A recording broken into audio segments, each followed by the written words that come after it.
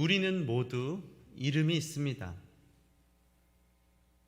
누가 만약에 이름을 잘못 부르면 우리는 어떻게 합니까? 이름을 받아 적었는데 잘못 적었어요. 그리고 이름을 부르는데 잘못 부릅니다. 그러면요, 아이고 이름이 잘못됐네요.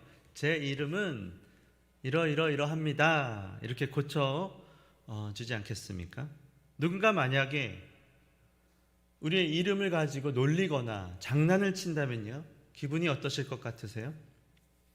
어쩌면 기분이 너무 나빠서 싸울 수도 있고, 심할 경우에는요 명예훼손으로 고발할지도 모릅니다. 왜 그렇습니까? 그것은 바로 이름이 다만 우리를 부르는 호칭이 아니기 때문입니다. 우리의 이름은 그 명칭, 호칭 그 이상입니다. 이름은 우리의 존재와 연결되어 있어요. 우리의 존재를 상징하는 것이고 실체입니다. 부모님의 이름을 우리가 부를 때 어떻게 부릅니까? 이름 이렇게 안 하고 성함 또는 존함이 이렇게 표현하죠. 그리고 이름도 한 번에 이렇게 이야기하지 않고 한자 한자 띄어서 말씀드리지 않습니까? 저희 아버지 존함은요, 최자, 풍자, 선자 되십니다. 연결해서 이으면 최풍선이십니다. 왜 웃으세요? 최풍선, 풍선, 이름 좋죠? 풍선, 왜 웃으세요? 저희 아버지가 어릴 때는 풍선이 많이 없었나 봐요. 근데 크면서 애들이 풍선을 갖고 놀더라는 거예요. 어찌나 풍선, 최풍선 저기 날아간다. 네. 어떤 때는 저도 어릴 때요, 친구가 하도 장난을 치고 웃고 그래서 친구가 싸운 적이 있습니다. 제가 그만 안 해? 너 우리 아빠 가만 안 둬. 제가 그렇게 싸운 적이 있습니다. 부모님의 이름에 대해서 함부로 말해도 기분이 나쁜데요, 하물며 하나님의 이름이 함부로 불려지는 것을 들으면 여러분은 기분이 어떠십니까? 인터넷에요, 뉴스, 신문 이런 데 보면 기독교가 욕을 먹거나 교회 또 하나님에 대해서 나쁘게 이야기하는 걸 들으면 속이 상하잖아요. 그렇죠? 하나님의 이름은요, 나의 이름, 우리 부모님 이름, 우리 모두의 이름을 합친 것보다도 훨씬 더 크고 존귀한 이름이십니다. 믿으십니까? 비교할 수 없어요. 사실은요, 우리는 다 피조물이잖아요. 하나님만이 조물주가 되십니다. 종류가 달라요. 카테고리 자체가 틀립니다. 비교할 수 없는 분이라고요.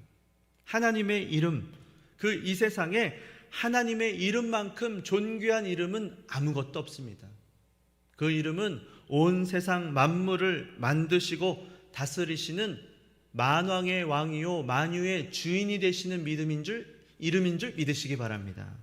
이 세상에 하나님의 이름 외에 우리가 구원을 받을 만한 어떤 다른 이름도 주시지 않았다 말씀해요.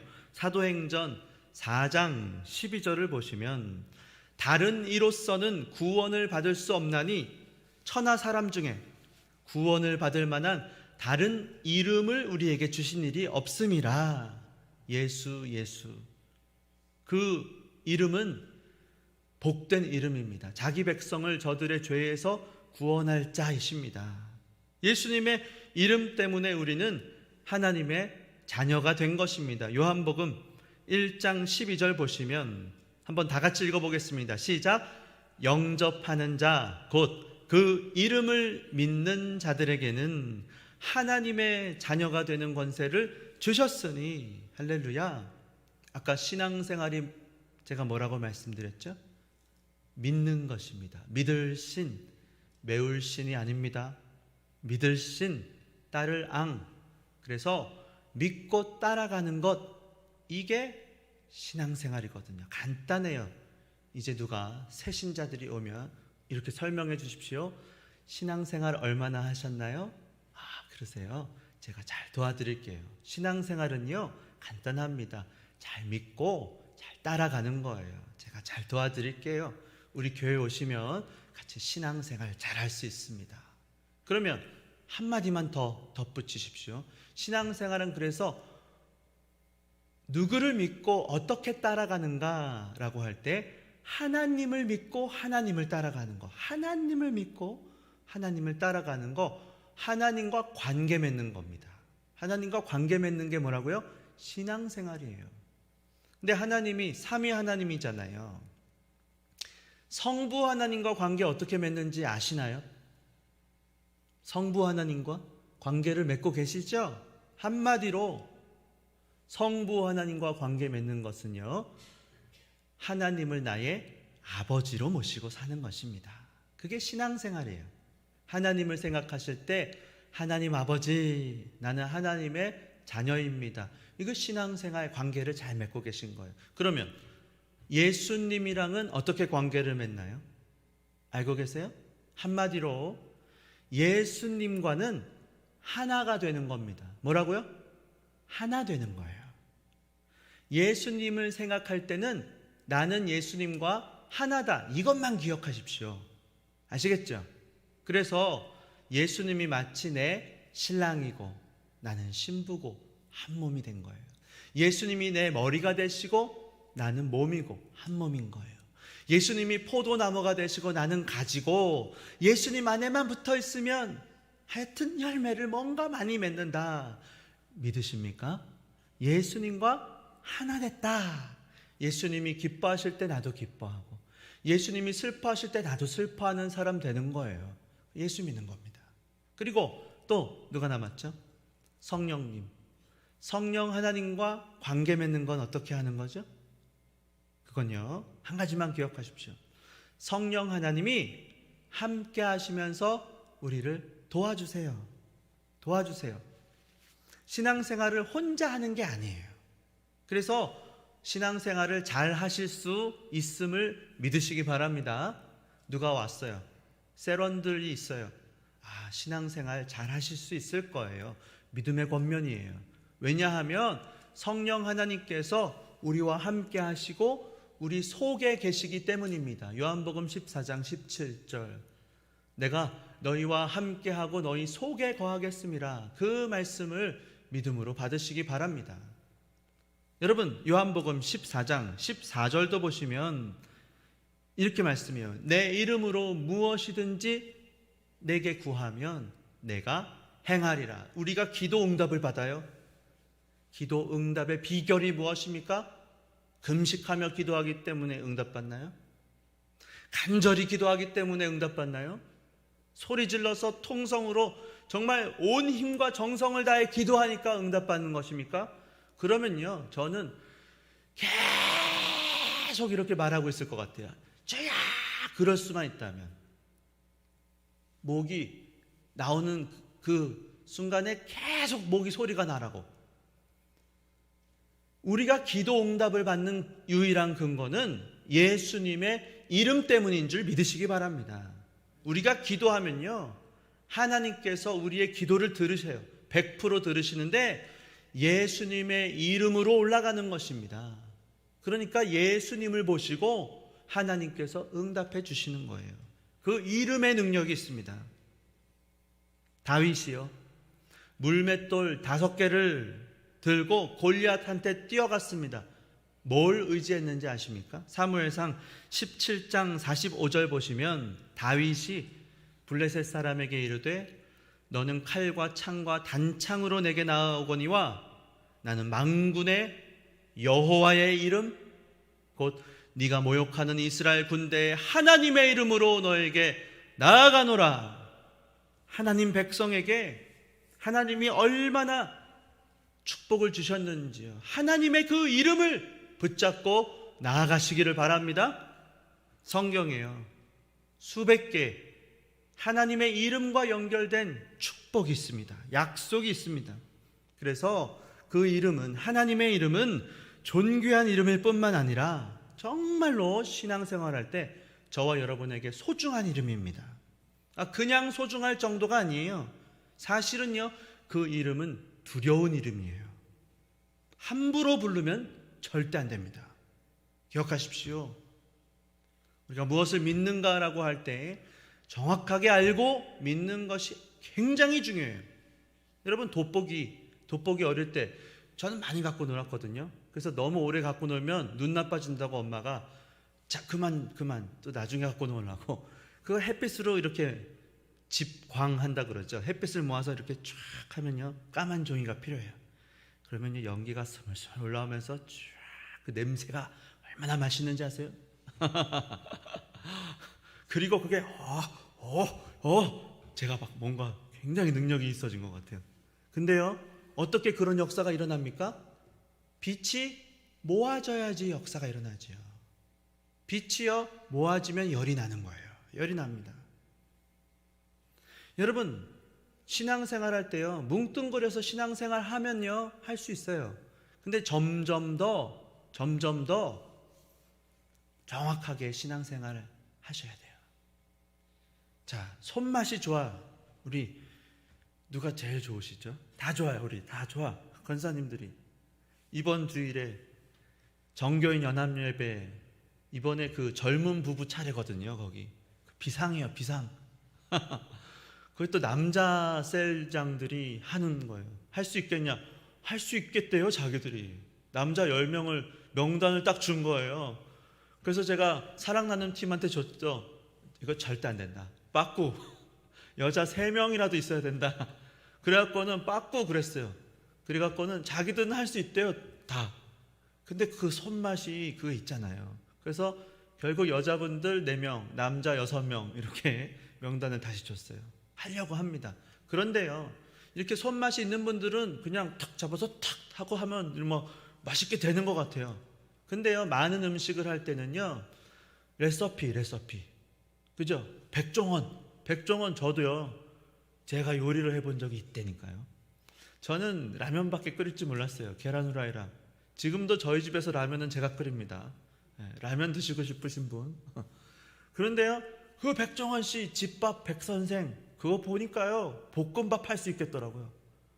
이렇게 해서 뭐 기름을 내고 뭐 이렇게 밥을 해갖고는 그리고 된장찌개 끓일 수 있겠더라고요. 멸치를 넣고 끓이다가 된장을 풀고 뭐 감자를 넣고 막 넣으면 되더라고요. 그러니까 정확하게 얼마를 어떻게 잘 넣을수록 맛이 똑같은 맛이 나고, 많은 사람 해도 정확하게 그 맛이 나고. 그러니까 식당은 진짜 이제 맛집이라고 하잖아요. 엄마가 살아계실 때는 맛집 되는 거예요. 근데 나중에는 이제 레시피를 전수해주고 가셔야 되는 거야. 그죠? 그 맛이 안 난다는 거예요. 그 맛이 안 나요. 그러니까 정확하게 알고 신앙생활을 하실수록 맛이 우러나고, 신앙생활 할 때 성숙하게 속도가 붙어요. 그걸 믿으셔야 돼요. 믿으십시오. 그래서 우리가요 성경 공부도 하고 제자훈련도 하는 거예요. 그 지름길이 있다. 그리고 정확하게 알면 도움이 된다는 걸 믿고 그런 거 다 하는 겁니다. 함부로 하나님의 이름을 부르면 절대 안 됩니다. 아이들에게도 또 처음 예수 믿는 분들에게도 좀 가르쳐 주십시오. 설명해 주셔야 돼요. 여러분 레위기요 24장을 보시면요 이런 사건이 있거든요. 아세요? 이해할 수 없는 사건이 하나 거기 나옵니다. 이스라엘 사람 어머니가 있었어요. 엄마 이름이요 슬로밋입니다. 단지파 디브리의 딸이었다 기록하고 있어요. 근데요 아빠는 애굽 사람이었어요. 그 사이에 태어난 아이가 하나 있었다고 합니다. 근데요 이 아이가 싸웠다는 거예요. 이스라엘 어떤 사람과 싸웠대요. 근데 너무 화가 난 나머지 여호와의 이름을 모독하며 저주했더라 이렇게 나와요. 그러니까 그 이야기를, 그 소리를 들은 주위 사람들이 데리고 모세한테 끌고 갔다는 거예요. 이 아기를 어떻게 해야 되나 기다리고 있었는데 하나님의 말씀이 임합니다. 이런 일로 하나님의 말씀이 임했어요. 어떤 말씀이 임했는가 하면요 직접 한번 보시죠. 레위기 24장 13절을 보시면 보십시오. 말씀이 임합니다.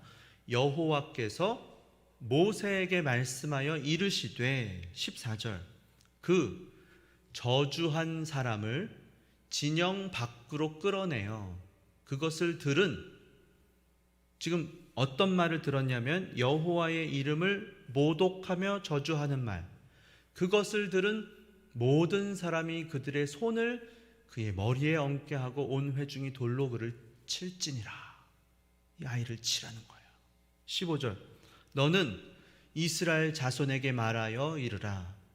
누구든지 그의 하나님을 저주하면 죄를 담당할 것이요. 16절. 여호와의 이름을 모독하면 그를 반드시 죽일지니 온 회중이 돌로 그를 칠 것이니라.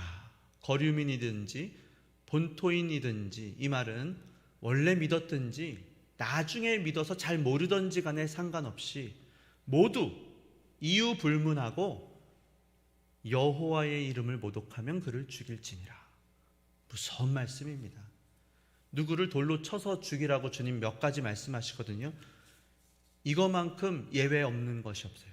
엄격한 것이 없습니다. 우리 생각에는 좀 애가 말이야 까불다가 잘 몰라갖고 막 그렇게 말을 잘못했을 수도 있지 뭐, 이렇게 생각할 수 있잖아요. 요즘에 세상에 이렇게 말하면요, 세상 사람들은 기독교를 완전 무슨 이상한 거라고 할 거예요.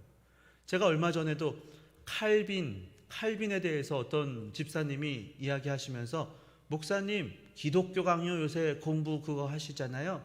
근데 칼빈이 어떤 사람들은 저기 어떤 책에 보니까 막 예수 안 믿는다고, 제대로 안 믿는다고 막 어떤 사람 화형시켜 죽였다고 하던데 너무 잔인한 거 아니에요? 막 그렇게 말하더라고요. 오해입니다. 칼빈이 화형 안 시켰어요. 칼빈은요, 감옥에 있는 그 세르베투스라고 하는 이단이었거든요. 반삼위일체론자. 그 사람에게 편지도 썼어요. 그리고 그 사람을 죽일 권한이 없어요. 그런데요, 오해하는 거예요. 오해해요. 칼빈이 그래서 냉혈한이다, 우리가 믿는 장로교는 너무 정이 없다, 막 이렇게 말하거든요. 그러면서 꼭 붙이는 말이 예정론 막 이래요. 예정론. 어떻게 예수님이 모든 사람을 사랑하셔서 이 땅에 오셨다고 그렇게 믿어야지 은혜가 되는데 어떤 사람만 선택하셨다. 너무 하나님이 그런 게 어딨냐고. 그래요. 그게요, 오해예요. 오해. 고민하지 마시고 그런 얘기 듣고 궁금하시면요, 저한테 오시면 돼요. 찾아오세요. 이게요, 예정론은요, 칼빈은 기독교 강요 4권 중에 3권에 나와요. 3권은 뭐냐면요, 성부, 성자, 성령 하나님에 대한 말씀인데, 그 중에서도 3권 보시면 25장까지 있어요. 19장부터 그리스도인의 삶에 대해서 나오고, 기도에 대해서, 예정에 대해서, 최후 심판에 대해서 나오거든요. 그러니까 어디에 있는가? 마지막 그리스도인의 삶에 감사하는 부분에 예정이 들어있는 거예요. 오해예요. 그러니까 예정을 칼빈이 왜 말했냐 하면, 전도할 때 당신은 예정돼 있고 당신은 예정 안 돼 있습니다, 그러려고 그 말을 한 게 아니고, 예수 믿는 우리가, 그리스도인이 된 우리가 얼마나 감사한가. 창세전에 하나님께서 우리를 자녀 삼아 주셨다는 것이 얼마나 감사한 일인가. 감사하기 위해서 그 예정을 말한 겁니다. 나누려고 한 게 아니고요. 우리는요, 누가 예수 믿도록 예정됐는지 예정되지 않았는지 우리는 모릅니다. 우리는 그냥 때를 얻든지 못 얻든지 전할 뿐이에요. 때를 얻을 때마다 복음을 전하시기 바랍니다. 그래서 모두 예수 믿고 하나님의 자녀가 되어서, 어떻게 하나님이, 삼위 하나님이 창세전에 하나님 아버지는 나를 구원하려고 뜻을 세우시고 그 기뻐하시는 뜻대로 그 뜻을 이루어 드리려고 예수님이 자기 몸을 비워서 종의 형체를 가지사 하나님의 아들로 이 땅에 오셔서 우리를 대신해서 죽기까지 사랑해 주셨는가. 그리고 그것으로 끝이 아니고 올라가시면서 또 다른 보혜사 성령 하나님을 우리 마음에 보내주셔서 예수님 안에 있는 그 생명을 우리에게 주시려고, 예수 그리스도의 복음의 말씀을 믿어지게 하셔서 그 복음의 구원이 우리 것이 되게 하신 거예요. 내 것이 되게 한 거예요. 예수님이 죽으시고 부활하신 거 그거 아무 상관없어요. 안 믿으면 아무 상관없어요. 내가 그것이 믿어진다 이거예요. 그때 비로소 예수님과 내가 관계가 있는 줄 믿으시기 바랍니다. 믿어지는 거예요. 어떻게? 하나 됐기 때문에. 얼마나 감사한 일입니까? 그래서 여러분, 우리가 기억할 것은요, 세상이 때로는 오해합니다. 정확하게 아는 게 필요해요. 지금 하나님이 너무하신 건가요? 여기서 하나님이 어떻게 그 아이를 죽이실 수 있어? 너무한 거 아니야? 하나님께서 분명히 여호와의 이름을 모독하면 그 사람은 죽이라, 분명하게 경고하시는 거예요. 주 안에 사랑하는 성도 여러분, 우리가 말씀을 그대로 받아야 됩니다. 그대로 수납한다 그래요. 그래서 받을 수, 드릴 납입니다. 드릴 납. 그대로 받아서 드리는 거예요. 받아들이는 거예요. 거기에 색깔을 입히면 안 돼요. 강조점도 바꾸면 안 돼요. 그대로 받아야 돼요. 오늘 이 말씀을 보시면 이름을 망령되이 일컫지 말라, 정령 죽으리라. 하나님의 이름을 소중하게 여기시고 함부로 하시지 말기를 바랍니다. 하나님의 이름은 그냥 쉽게 함부로 불러도 되는 그런 이름이 아닙니다. 주님이 말씀하셨어요.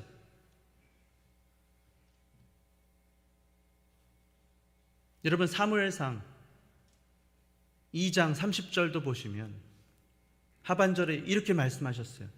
하나님께서 나를 존중히 여기는 자를 내가 존중히 여기고 나를 멸시하는 자를 내가 경멸하리라.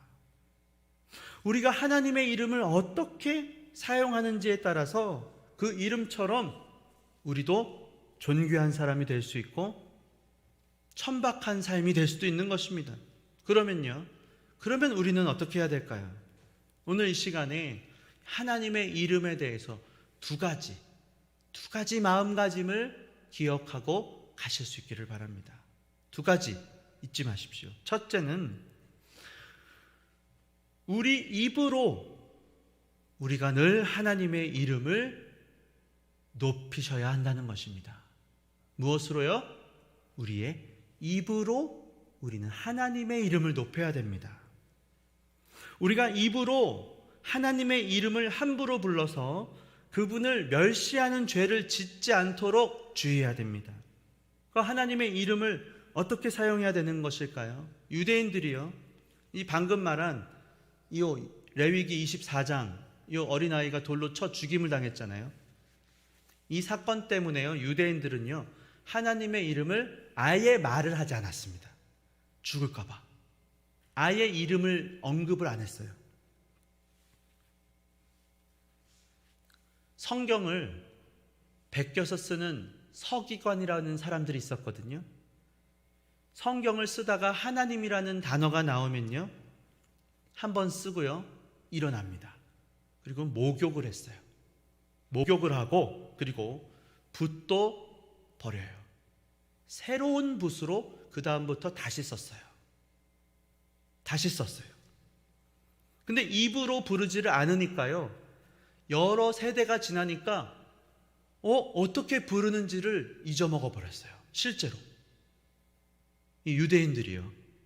그래서 어떻게 불러야 되는지를 정확하게 몰라갖고는 유대인들이 그냥 하나님을 아도나이 이렇게 부릅니다. 아도나이, 주님이라고 그냥 불렀어요. 하나님의 이름 자체를 부르지 않고 우리의 주인이시여 아도나이. 그러면서 히브리어에도 자음이 있고 모음이 있거든요. 근데 모음은 붙이지 않고 자음만 원래 기록했습니다. 근데 우리가 그 자음에다가요 모음을 넣어갖고 나중에 후대 사람들이 잘 모르지만 모음을 이거일 것이다 붙여서 여호와 이렇게 부르기 시작했던 것입니다. 사실은요. 근데 유대인들은요 이렇게 하나님의 이름을 두려워하긴 했어요. 근데 그 이름을 어떻게 존귀하게 불러야 되는지는 잘 몰랐습니다. 근데 가만 생각해 보면요 오늘날은 반대인 것 같아요. 반대. 하나님의 이름을 두려워하지 않아요. 그냥 함부로 막 말합니다. 제가 미국에 있을 때요 영어로요 제일 자주 많이 듣는 하나님에 대한 얘기가 뭔지 아십니까? 오 마이 갓. 그 사람들이요 툭하면 오 마이 갓 그래요. 오 마이 갓 이게 뭐예요? 오 나의 하나님. 근데 그럴 때 하지 않고 깜짝 놀라도 오 마이 갓. 뭐 끔찍한 걸 봐도 오 마이 갓, 계속 오 마이 갓, 오 마이 갓 그래요. 그리고 또 한 가지, 이건 정말 슬픈 건데요. 그 다음으로 많이 하는 게 뭔지 아세요? Jesus 그럽니다. Jesus 그래요. 근데 그게 욕이에요. 욕으로 해요. 기분 나쁠 때요, Jesus 막 이래요. 아이고 주여, Jesus 막 이럽니다. 제가 한 번은 정말 저도 그 속상했어요. 제가 병원에 갔어요. 병원에 갔는데 부르질 않아요. 대기표를 뽑고 있는데도 번호가 지나가요. 그런 경우를 제가 몇 번이나 경험했어요. 띵동 번호 하잖아요. 띵동 가잖아요. 띵동 지나가요, 번호가. 맞는데?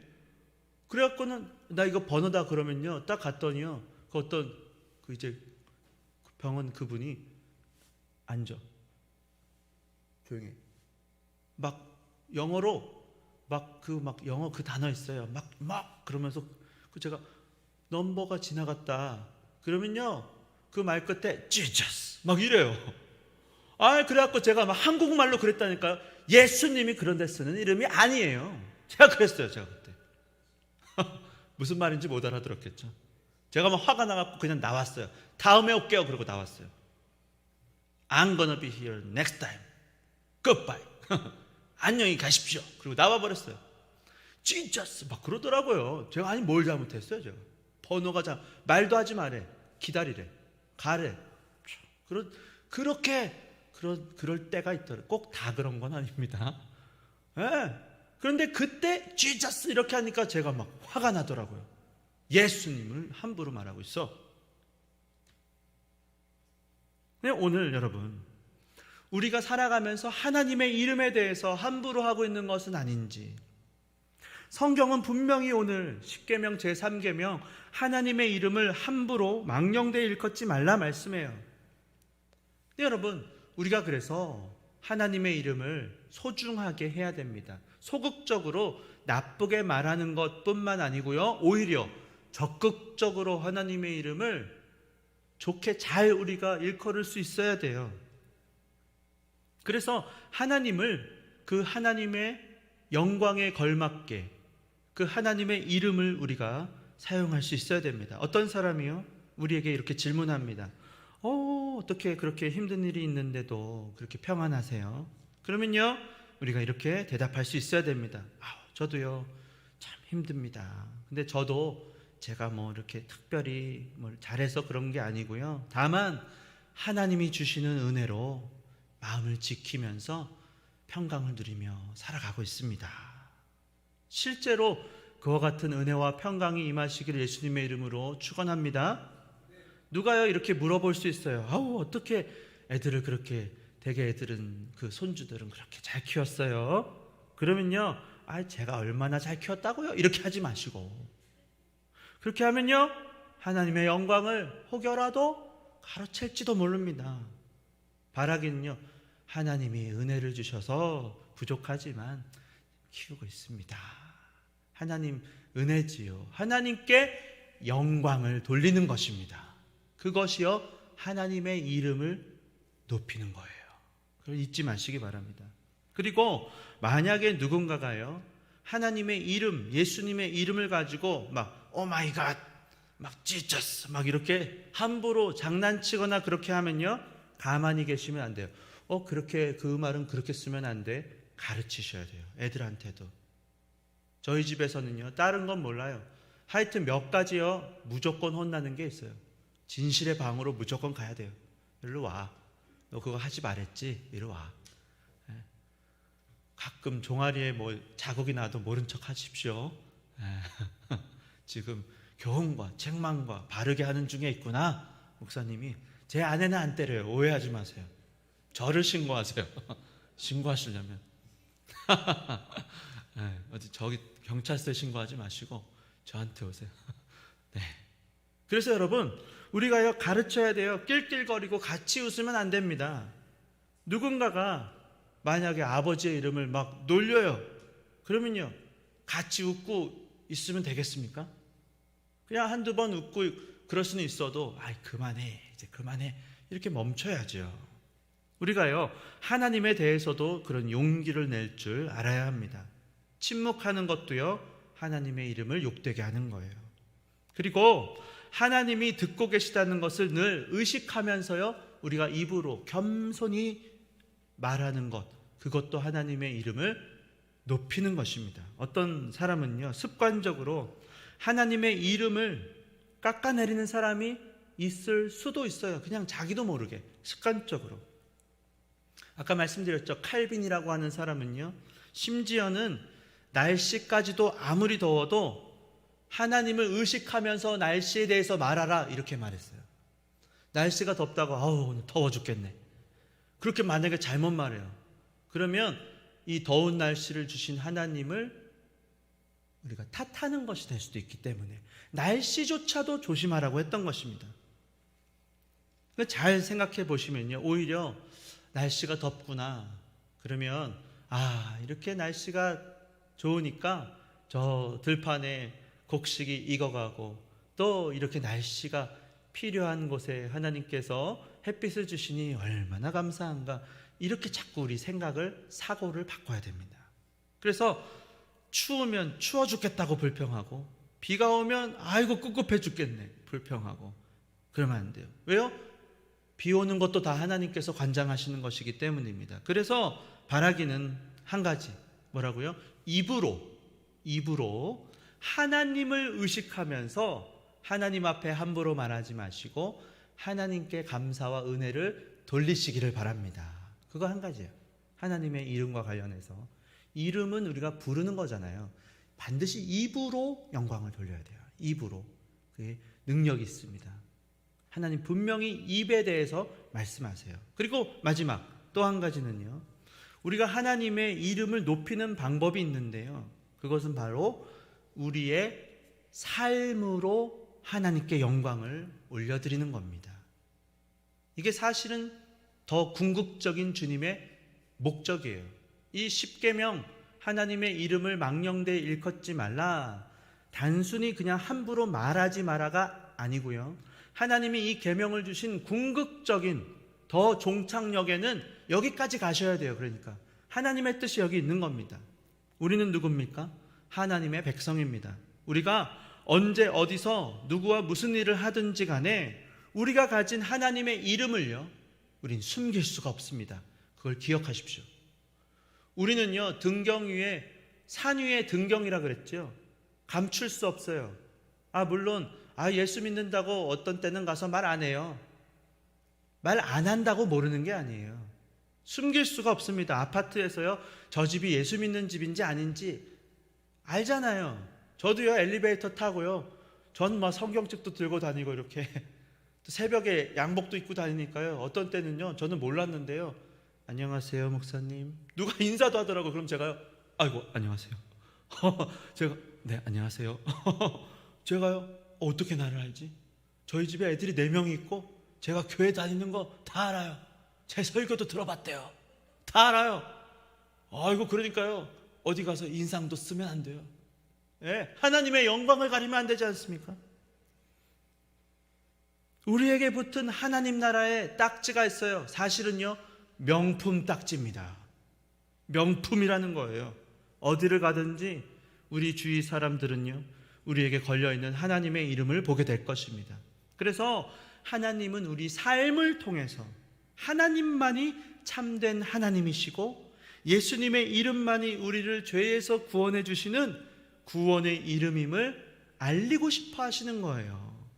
우리의 삶만큼 좋은 전도지가 없습니다. 우리의 삶만큼 정확한 하나님께 영광을 올려드리는 예배가 없는 거예요. 그래서 하나님의 이름은 우리의 삶을 통해서 더 존귀하게 여겨져야 되고, 우리의 삶은 하나님의 이름 때문에 거꾸로 더 존귀해져야 되는 것입니다. 약해요, 우리가요. 그래서 자꾸 이야기하라는 거예요. 제가 살을 빼려고 해요. 1kg 뺐어요. 오늘 재보니까 81kg였는데 어제까지 80kg였거든요. 79.9. 왜요? 제가 자꾸 얘기합니다. 부끄럽습니다. 저도 살이 하도 쪄갖고 15kg 두턱도 져요 제가. 근데 자꾸 얘기해요. 제가 목표가 분명하거든요. 살을 빼고야 말겠다고 하는, 좀 창피한 게 문제가 아니고 빼는 게 더 중요하니까 75kg까지 빼려고 합니다. 75kg 되면 제가 말씀드릴게요. 박수 한번 쳐주십시오. 천천히 뺄 거예요. 근데 너무 재촉하지 마세요. 밥 먹는데 그만 드세요 하지 마세요. 한 달에 1kg만 빼려고 그래요. 이번 달 목표 다 했어 이제. 유지해야지. 이제 1kg 뺐으니까. 그래서 여러분, 우리의 삶이요, 하나님의 영광을 나타내고요, 사람들이 알아보고, 그래서 우리도요 결국에는 잘 되는 거예요. 하나님이 그 신비예요. 우리가 뭔가 하나님을 위해서 높이는 것 같죠? 그게 결국 우리를 높이는 겁니다. 우리가요, 부부관계도 똑같아요. 내가 남편을 섬기는 것 같아요. 내가 우리 남편 씨는 정말 못 살겠어, 이런 말도 하면 안 돼. 우리 남편 씨 때문에 정말 살겠어. 그리고 남편 말을 들어줘요. 순종하고 섬겨줍니다. 결국에는요, 남편을 위해 줄 때 자기에게 그 복이 돌아옵니다. 아니, 생각해 보세요. 부부관계도 그래요. 남편을 이렇게, 여기 다 어른들 계시죠? 기분 좋게 해주려고 남편을 이렇게 막 이렇게 터치를 해줘요. 그러면요, 결국에는요, 자기가 기분이 좋은 거예요. 그 신비가 있습니다. 부부관계가 그게 독특한 거예요. 사랑을 해줄 때도요, 하나님 그렇게 만들어 놓으신 거예요. 그래서 교회를 사랑할 때요, 내가요 오히려 더 행복한 거예요. 그 신비가 있습니다. 제가 청년들 중고등부 이거 가르쳐야 돼요. 이제 이런 것도 다 가르쳐야 돼요.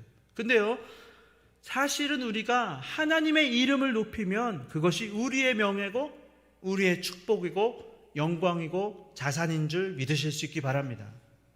실상은 어떻습니까? 안 그런 경우가 너무 많다는 거죠.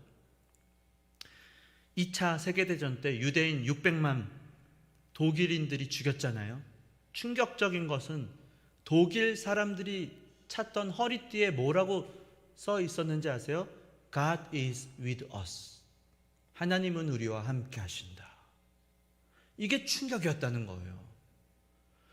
그렇게 잔인하게 막 비누를 만들어 버렸대, 사람을요. 막 가스실에 넣어갖고는 다 죽여서는 끓이고 막 어떻게 해갖고 사람을 비누로 만들어서 그거를 세수할 수 있었을까요? 그 정도로 그 사람들이 그런 일을 해놓고는 하나님이 우리 편에 계시다. 허리띠, 머리에도 찼대요.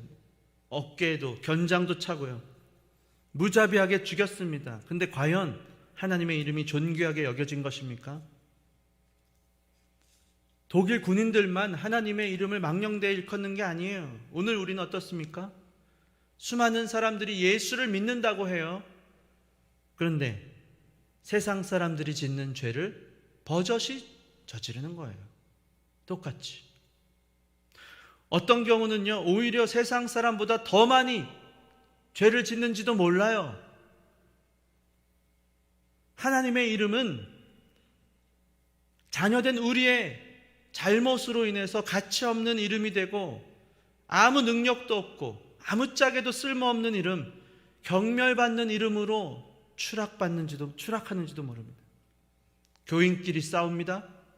하나님의 이름은 망신을 당하는 겁니다. 직분자가 죄를 지어요, 하나님의 이름을요 욕되게 하는 것입니다. 근데 여러분, 그게 다가 아니에요. 우리가 적극적으로 하나님의 이름을 높여드리는, 명예롭게 올려드리는 삶도 살아야 됩니다. 책임감을 가지고요, 우리가 정직하려고 해야 돼요.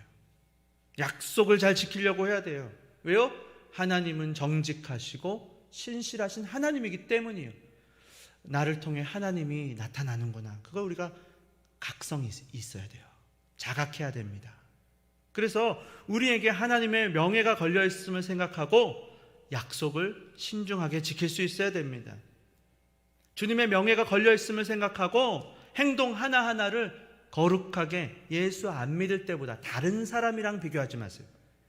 이전의 나보다 더, 어제 나보다 더. 비교는요, 나랑 하라고 주님이 주신 거예요. 예전에 나보다 더 좋은 사람이 되면 됩니다. 아시겠어요? 내가 더 하나님 앞에 거룩해지기 위해서 아예 지키지 못할 것 같으면 말을 하지 말던가, 말을 했다면 지킬 수 있어야 돼요. 왜요? 주님의 명예가 나의 이익이나 내 정욕보다 훨씬 중요하기 때문입니다. 근데 우리는요, 너무 쉽게 거짓말을 해요. 입에 막 달고 살아요. 어떤 사람은요, 다 알거든요. 그냥 습관적으로 약속을 소중하게 생각 안 해요. 여러분, 자녀들을 보면요, 엄마 아빠를 존중하는지 그렇지 않은지 뭘로 보면 알 수 있죠? 얘가 말을 잘 듣는지를 보면 알 수 있어요.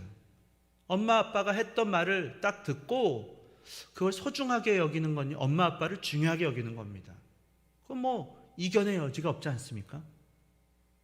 하나님 앞에서 우리가 살아갈 때 하나님께 했던 기도, 우리가 하나님 앞에서 했던 말들을 여러분 소중하게 여기시기 바랍니다. 결혼식장에서요, 주례가 묻는 말이 있어요. 늘 물어요. 죽음이 갈라놓을 때까지 당신은 남편으로서, 아내로서 본분을 다하고 사랑하며 존중하고 아끼며 돌보고 책임질 것을 약속하겠습니까? 네. 기꺼이 그러겠다고 다 대답을 합니다. 그런데 결혼사진 바래기도 전에, 아직 머리가 팥뿌리가 되기도 전에 목숨 걸고 맺은 그 약속이 깨지는 것을 얼마나 많이 봅니까? 우리가 순간순간 느끼잖아요. 하나님의 자녀로서 우리는 그래서는 안 됩니다. 하나님의 명예가 손상되기 때문에 그렇습니다. 세례를 받을 때 우리가 어떤 서약을 했습니까?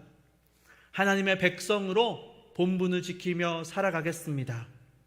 어떤 사람 막 눈물과 감동으로 하나님 앞에서 막 세족식 때 발을 씻어주셨어. 근데요, 그게 몇 달 갑니까? 몇 년 갑니까? 우리가 목사 안수를 받을 때, 장로 임직, 권사 임직, 안수집사 임직을 받을 때 굳게 결심하고 서약을 하지 않았습니까? 성도들에게 본이 되겠습니다. 주님 앞에 살아갈 것을 서약했잖아요. 지금도 우리는 우리 삶에 그 약속이, 서약이 유효한지를 되물을 수 있어야 됩니다. 주 안에 사랑하는 성도 여러분, 우리의 삶은 우리에게 지어진 하나님의 이름을 높이기도 하고 낮추기도 하는 것입니다. 그 존귀한 이름 때문에 바라기는 존귀해지는 삶을 살아가시기를 바랍니다. 그 이름 때문에 천박한 삶을 사는 것이 아니고 우리의 삶의 현장이 하나님의 이름을 우리가 실제로 어떻게 나타내는지 보여주는 것임을 잊지 마시기를 바랍니다. 우리 중에 어느 누구도요, 마음에도 없는 칭찬을 듣고 기분 좋아할 사람 없을 거예요. 그냥 말로만.